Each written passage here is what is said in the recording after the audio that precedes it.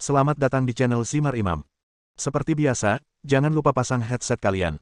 Siapkan kopi dan camilan. Lupakan pahitnya kehidupan. Mari kita dengarkan sambil rebahan. Penembak jitu terbaik. Bab 1577. Nama kota Qinghe diambil dari sungai Qinghe yang lebarnya 380 meter. Setelah melewati puluhan kilometer hutan, Anda akan melihat sungai besar ini. Kota Qinghe lebih seperti pulau terpencil, dikelilingi oleh sungai Qinghe dan hanya bisa dimasuki dengan perahu. Ada 100.000 orang yang tinggal di pulau itu, dan juga merupakan sarang dari geng elang terbang. Lian berdiri di haluan perahu dan memandangi sungai besar, dan tiba-tiba teringat pada sungai induknya, Sungai Kuning. Air sungai Qinghe lebih jernih dibandingkan Sungai Kuning, namun jauh lebih megah dibandingkan Sungai Kuning. Permukaan sungai sangat tenang. Wow! Suara air tiba-tiba terdengar, lalu kolom air naik ke langit, dan seekor ikan besar yang panjangnya lebih dari 2 meter melompat dari perahu. Jika Fei Yun tidak mengatakannya sebelumnya, Lian akan terkejut dan mengira dia telah diserang. Ikan ini merupakan keistimewaan Qinghe, karena dapat terbang lebih dari 10 meter maka disebut ikan terbang, namun tidak memiliki kekuatan serangan. Permainan favoritnya adalah melompati perahu dari kota Qinghe. Tuan, kami akan segera sampai. Fei Yun berdiri di belakang Lian dan berkhotbah. Untuk menunjukkan kesetiaannya, dia telah mengganti namanya untuk menyebut Lian sebagai tuannya. Apakah itu seseorang dari Flying Eagle Gangmu? Lian menatap bendera Flying Eagle Gang yang tertancap di tepi sungai. Selusin pria berbaju besi lembut dengan pedang di pinggang sedang memeriksa perahu-perahu yang berlabuh dan mengumpulkan uang serta material. Ya, dermaga ini berada di bawah yurisdiksi Flying Eagle Gang kami. Setiap hari, kapal yang berlabuh harus membayar sejumlah pajak dan biaya tertentu. Jawab Fei Yun. Lian menepuk keningnya untuk menunjukkan bahwa dia mengerti. Perahu yang ditumpangi Lian juga milik geng elang terbang, dan dikibarkan dengan bendera geng elang terbang. Kapal itu sudah terlihat oleh orang-orang di pantai bahkan sebelum rapat yang semula tersebar di tepi pantai segera berkumpul dan berbaris menunggu. Tuan Fei, kamu kembali. Anda pasti mendapat banyak keuntungan kali ini, bukan? Petik 2.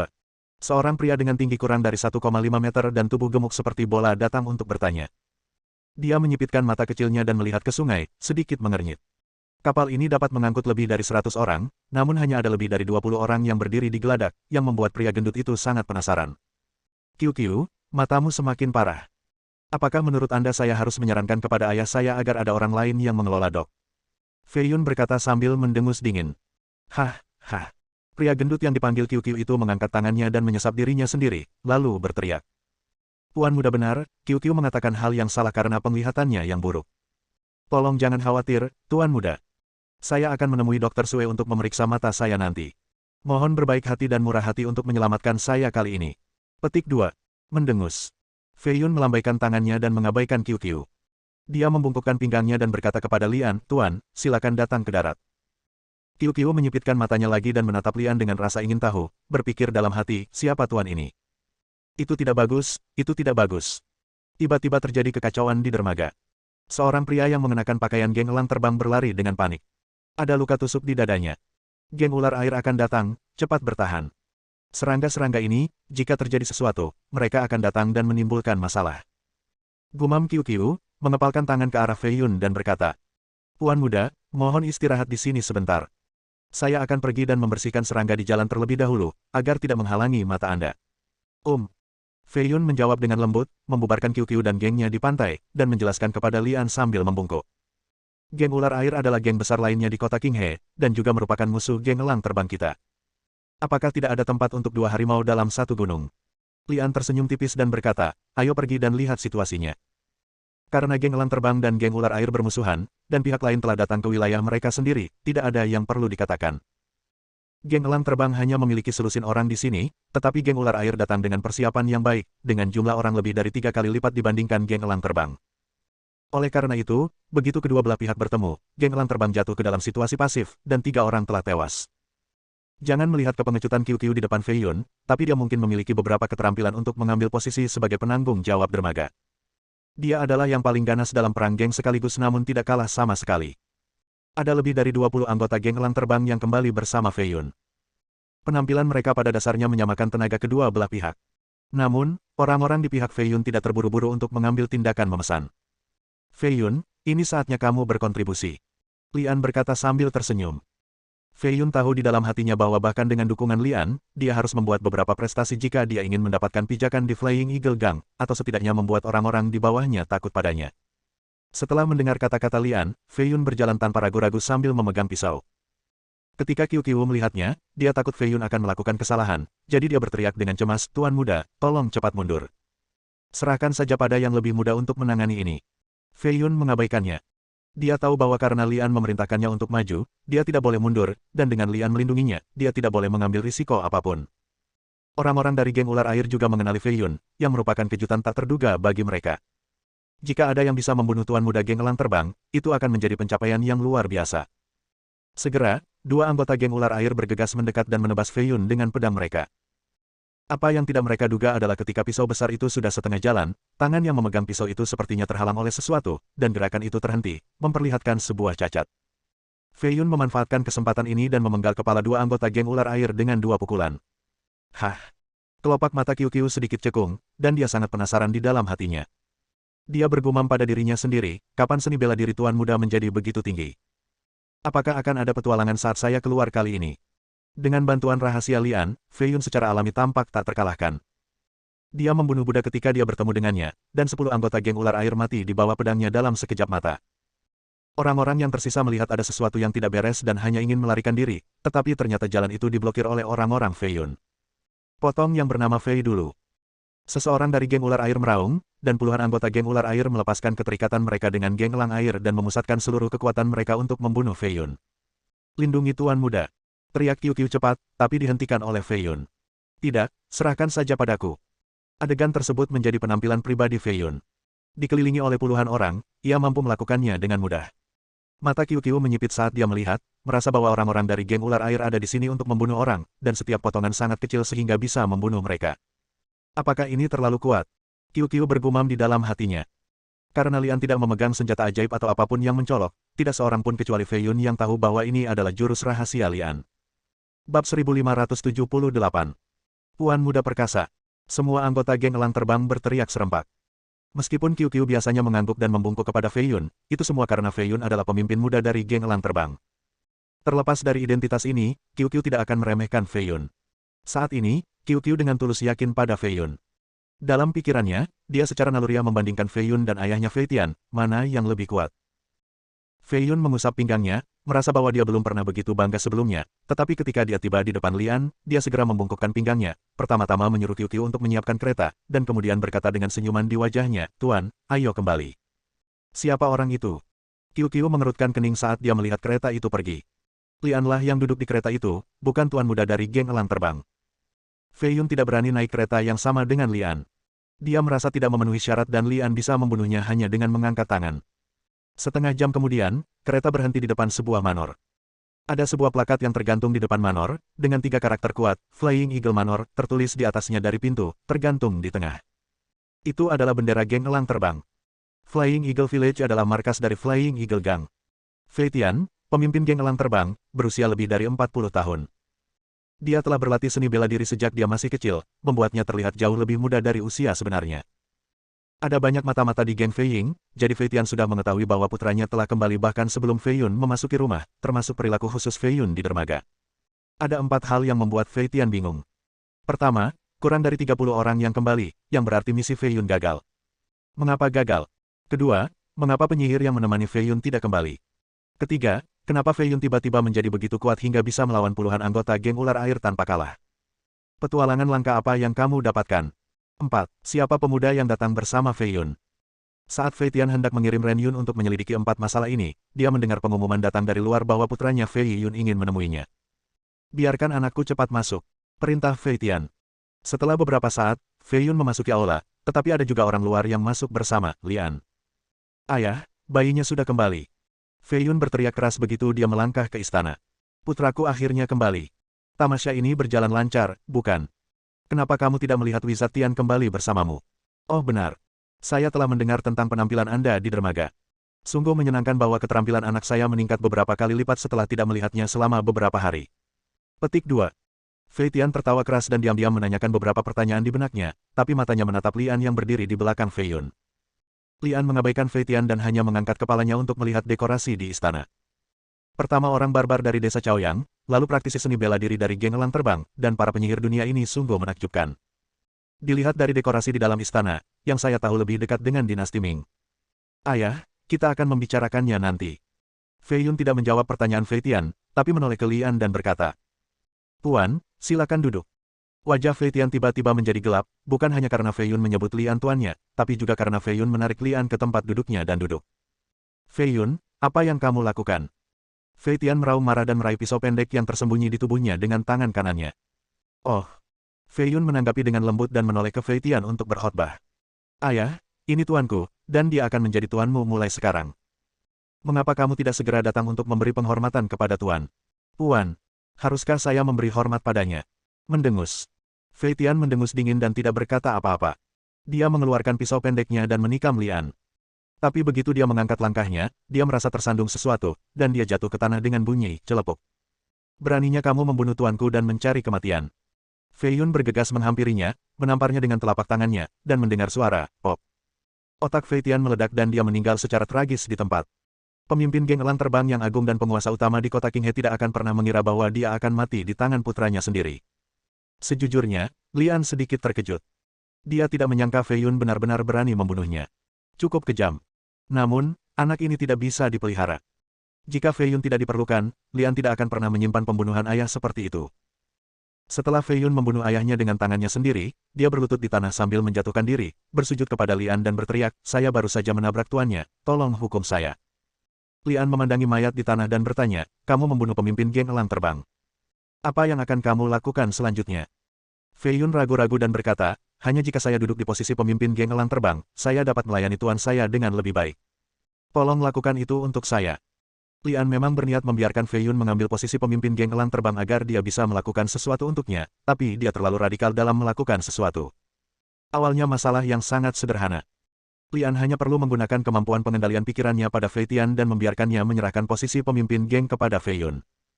Sekarang Fei Yun telah membunuh Fei Tian, segalanya menjadi sedikit merepotkan. "Tutup pintunya." Lian memberi perintah. Untungnya, tidak ada orang lain di aula kecuali mereka bertiga, sehingga berita pembunuhan Fei Tian tidak akan tersebar untuk saat ini. Fei Yun berdiri dan menutup pintu istana, lalu berbalik dan berlutut di depan Lian. Lian memejamkan mata dan berpikir sejenak sebelum berkata, "Kamu dapat menemukan cara untuk memberitahu kepala setiap aula geng Fei Ying untuk mengadakan pertemuan di malam hari. Sederhana saja. Saya hanya perlu mewariskannya atas nama ayah saya. Saya yakin tidak ada yang berani untuk tidak datang." Fei Yun menjawab, "Jika Anda ingin menjadi pemimpin geng, Anda harus meyakinkan orang-orang di bawah. Anda harus memberikan kontribusi." "Tuan, tolong beri saya penjelasan yang jelas," kata Fei Yun buru-buru. "Kalau begitu, hancurkan geng ular air." Hati Fei Yun menegang. Geng ular air adalah geng yang setara dengan geng elang terbang, Fei Tian selalu ingin membunuhnya tetapi tidak bisa. Sekarang setelah keluar dari mulut Ang Li, membunuh musuh sekuat itu sangatlah mudah seperti membersihkan debu di tubuhmu. Lalu bukankah mudah bagi Ang Li untuk menghancurkan geng elang terbang? Paha ini harus dipeluk erat. Selama geng ular air bisa dibunuh, saya yakin tidak ada seorang pun di geng elang terbang yang akan keberatan jika dia mengambil posisi sebagai pemimpin. Fei Ji segera mengikuti instruksi Lian dan terlebih dahulu menyampaikan perintah atas nama Fei Tian, meminta kepala masing-masing aula untuk datang ke pertemuan pada malam hari. Kemudian dia menemukan selusin kroni untuk menemaninya ke sarang geng ular air, dan juga membawa tubuh Fei Tian bersamanya, berencana untuk menyamarkannya seolah-olah dia mati dalam pertempuran dengan geng ular air. Fei Yun tidak pergi ke geng ular air dengan kemeriahan apapun kali ini, tetapi dia juga tidak berpikir untuk menyembunyikannya dari orang lain. Lagi pula, prestasi semacam ini harus diketahui orang lain, jika tidak, bukankah itu akan sia-sia? Oleh karena itu, Fei Yun baru saja berangkat, dan berita bahwa dia akan pergi ke geng ular air sendirian untuk bertarung telah menyebar di dalam geng elang terbang. Bab 1579. Apa? Tuan muda membawa selusin orang ke geng ular air. Geng ular air selalu tidak cocok dengan geng elang terbang kita. Ada 3.000 anggota di geng itu saja, dan ada 4 hingga 500 orang yang ditempatkan di sarang geng ular air sepanjang tahun. Apakah kamu akan mati, Tuan muda? Kamu mungkin tidak tahu kalau kembalinya Tuan muda kali ini berbeda dari sebelumnya. Saat dia di dermaga, dia membantai puluhan bajingan dari geng ular air sendirian. Itu tidak terlalu mengesankan. Tidak masalah jika satu orang mengalahkan puluhan ular air. Bisakah dia mengalahkan 3.000 anggota geng ular air? Selain itu, ada penyihir yang bertanggung jawab atas geng ular air. Ya, penyihir adalah yang paling sulit dihadapi. Perjalanan Tuan muda ke geng ular air kali ini mungkin dalam bahaya. Mengapa Tuan muda tiba-tiba membawa orang ke geng ular air? Apakah ketua geng mengetahui hal ini? Pemimpin geng. Aneh sekali. Pemimpin geng belum muncul sejak Tuan muda kembali. Apakah ini instruksi pemimpin geng? Jangan menebak-nebak.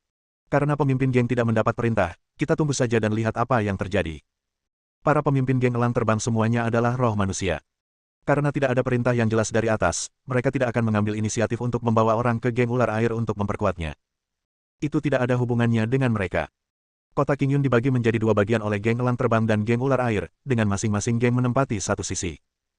Geng ular air adalah bintang yang sedang naik daun, dan mereka harus bersaing dengan geng elang dalam segala hal, sehingga sarang geng ular air terlihat sedikit lebih mengesankan daripada geng elang. Geng ular air akan mengawasi setiap gerakan geng elang terbang 24 jam sehari. Sebelum Fei Yun benar-benar memasuki wilayah geng ular air, beritanya sudah sampai ke telinga Guo Hai, pemimpinnya geng ular air. Guo Hai berusia kurang dari 30 tahun ini, dia agak kurus, dengan mata cekung, ditambah dengan tato pola berbentuk ular di wajahnya, dia terlihat sangat dingin dan menakutkan. Apa pendapat Tuan Dong tentang masalah ini? Guo Hai mengambil sepotong makanan dan melemparkannya ke mulutnya, memandang pria berjubah hitam yang duduk di seberangnya. Dari jubah hitamnya terlihat bahwa identitas pria tersebut adalah seorang penyihir, bernama Dong Miao, dan dia diundang oleh Guo Hai dan Gao Jin untuk kembali ke geng ular air untuk mengambil alih. Saya tidak tahu bagaimana Guo Hai bisa berhubungan dengan Dong Miao, tapi satu hal yang bisa dipastikan, yaitu, tanpa Dong Miao, Guo Hai dan geng ular airnya akan bangkit begitu cepat di kota Qingyun. Dong Miao meletakkan tangan kanannya dengan ringan di sandaran kursi, dan memegang tongkat berwarna biru air di tangan kirinya. Dia berkata dengan suara rendah, saya tidak tertarik mengapa anak laki-laki dari keluarga Fei itu mati, yang sebenarnya ingin ku ketahui adalah orang yang bernama Tian. Kemana saja kamu pergi? Tuan Dong, maksudmu penyihir bernama Tian mungkin bersembunyi di kegelapan untuk menipu kita? Guo Hai bertanya. Dong Miao mengangguk dan menjawab, jika Tian tidak ada di sana untuk membantu, apakah menurutmu anak laki-laki dari keluarga Fei itu benar-benar akan mendatangimu tanpa takut mati? Guo Hai mengangguk dengan ekspresi berat di wajahnya dan kemudian bertanya, Tuan Dong, menurut Anda apa yang harus saya lakukan? Ketika tentara datang, mereka akan memblokirnya, dan ketika air datang, tanah akan menutupinya. Karena anak laki-laki dari keluarga Fei itu ada di sini untuk mati, maka kamu harus memberinya tumpangan. Tidak peduli apa yang Tian ingin lakukan, biarkan aku yang menanganinya. Dong Miao berkhotbah. Tuan Dong, saya ingin mengucapkan terima kasih sebelumnya kepada Tuan Guo. Ketika masalah ini selesai, Tuan Guo tidak akan pernah memperlakukan Tuan Dong dengan buruk. Guo Hai berkata sambil tersenyum. Dong Miao mencibir dan berkata, Guo Hai, kamu tidak pernah memperlakukanku dengan buruk selama bertahun-tahun, tapi tujuanku di sini pada dasarnya telah tercapai. Tuan Dong, apakah Anda bermaksud pergi dari sini? Guo Hai bertanya dengan heran. Dong Miao tertawa dan berkata, saya ingin pergi ke asosiasi penyihir. Saya yakin saya akan berhasil maju kali ini. Selamat kepada Tuan Dong, selamat untuk Tuan Dong. Guo Hai segera berdiri dan berlutut di depan Dong Miao. Dia tahu lebih baik daripada siapapun bahwa begitu Dong Miao berhasil berpromosi kali ini, dia, Guo Hai, tidak akan dapat menggunakannya, dan Dong Miao tidak akan pernah mengarahkan pandangannya ke tempat kecil seperti kota Qingyun lagi. Guo Hai, seperti yang aku katakan tadi, kamu tidak memperlakukanku dengan buruk selama beberapa tahun ini. Oleh karena itu, Anda tidak perlu khawatir. Saya akan membantu Anda menghilangkan duri di sisi geng elang terbang sebelum pergi, dan memastikan bahwa Anda menjadi geng nomor 1 di kota Qingyun. Petik 2. Dong Miao berbicara. Terima kasih, Tuan Dong, terima kasih, Tuan Dong. Guo Hai segera mengucapkan terima kasih, tapi hatinya masih sedikit khawatir. Lalu bagaimana jika geng ular air menjadi geng terbesar di kota Qingyun? Jika tidak ada penyihir yang bertanggung jawab, tidak akan lama lagi ular air akan digantikan oleh geng lain. Guo Hai percaya bahwa prioritas utamanya adalah menemukan cara mengundang penyihir lain untuk kembali dan mengambil alih. Mari kita mulai dengan bocah Fei Jia. Setelah geng elang terbang dikalahkan, geng ular air akan memiliki kemampuan untuk mengundang penyihir yang lebih kuat. Fei Yun dan orang-orangnya bergegas ke sarang geng ular air. Melihat pintu terbuka, dia merasa sedikit ragu. Bagaimanapun, kekuatan geng ular air ada di sana.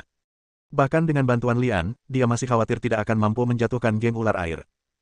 Selain itu, masih ada penyihir yang bertanggung jawab atas geng ular air. Apa yang kamu pikirkan? Ang Li bertanya. Fei Yun berdeham dan berkata, Tuan, itu yang saya sebutkan sebelumnya.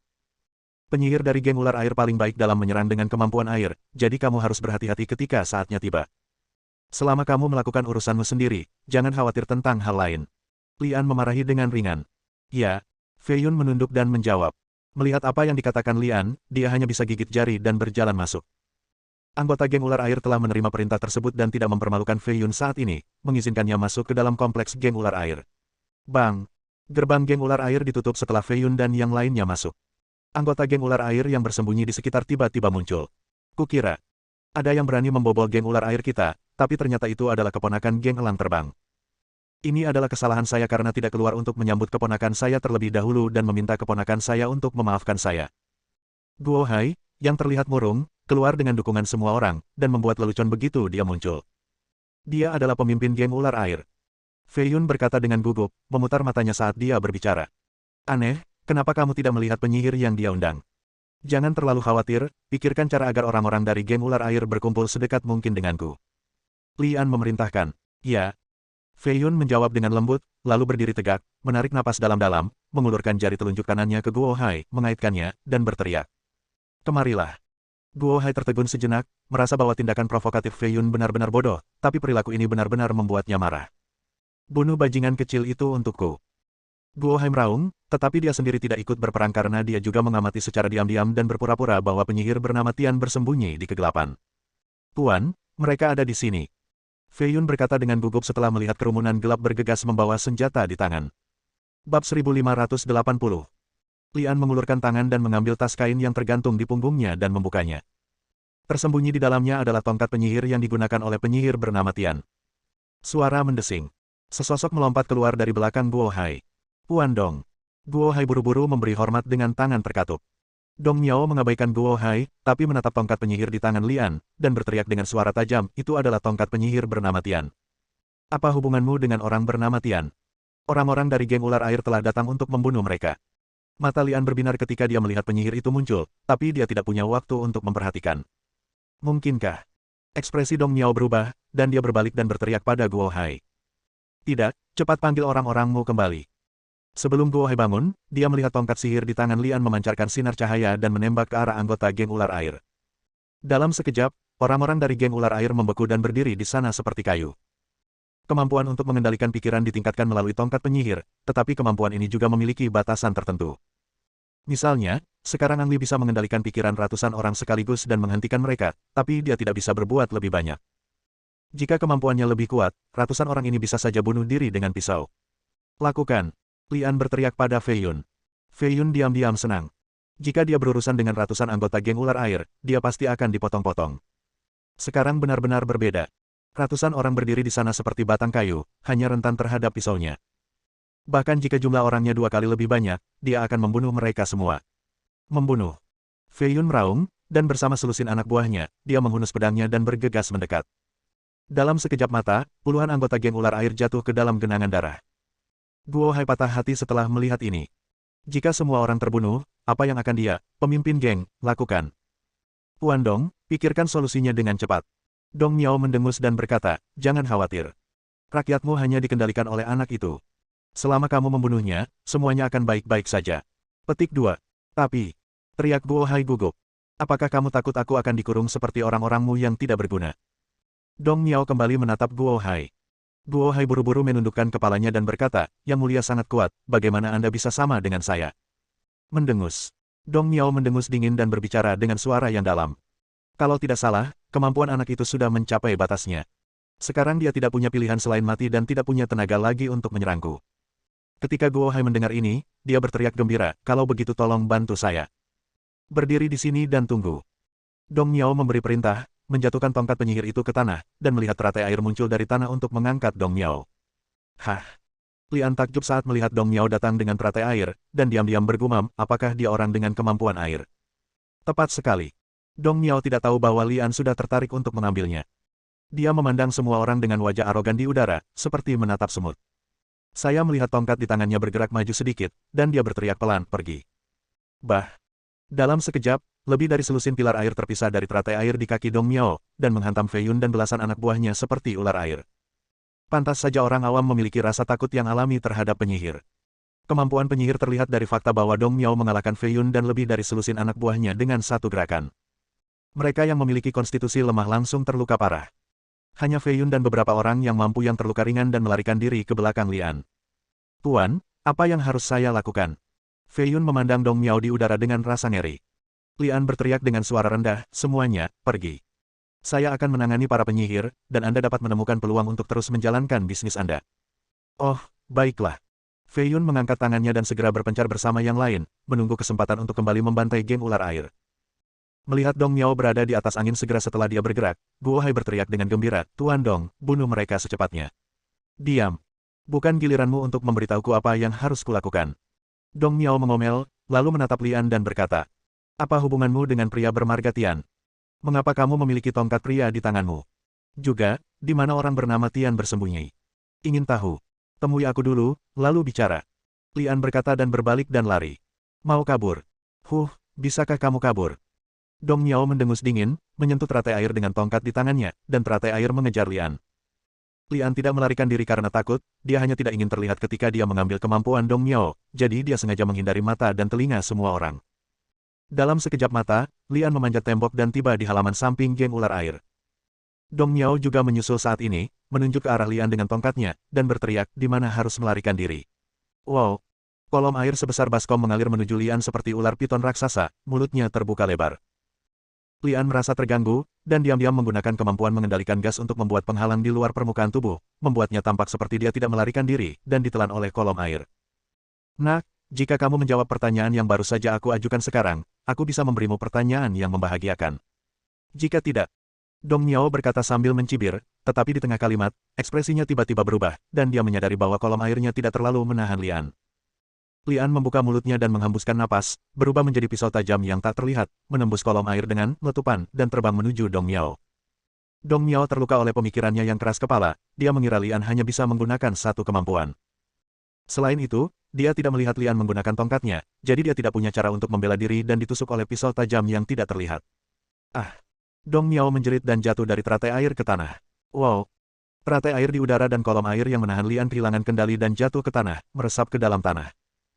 Ketika Dong Miao menahan rasa sakit dan mengangkat tongkatnya lagi untuk menggunakan kemampuan air, dia tiba-tiba merasakan tangannya mengendur dan tongkat itu terlepas dari tangannya dan jatuh ke tangan Lian. Siapa kamu?